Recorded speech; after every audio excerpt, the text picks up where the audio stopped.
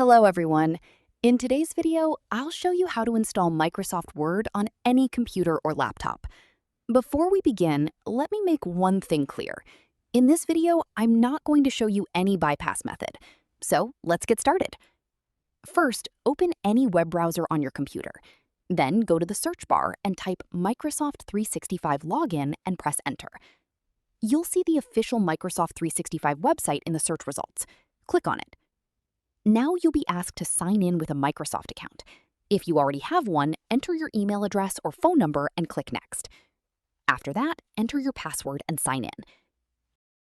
Once you're signed in, if you see the Stay Signed In option, click Yes. Now you'll be taken to the Microsoft 365 homepage, where you'll see apps like Word, Excel, PowerPoint, and more. Click on Word. A new page will open, and this is where we'll install Microsoft Word as an app on the computer. To do that, click on the three dots in your browser. Then go to Cast, Save, and Share, or a similar option depending on your browser. Now click on Install Page as App. Keep in mind that this option may appear in a different location depending on the browser you're using. A pop-up window will appear showing Install Microsoft Word. Click on Install. Within a few seconds, Microsoft Word will be installed as an app on your computer. Now close your browser and open the Microsoft Word app that appears on your desktop. Once Word opens, click on Create Blank Document.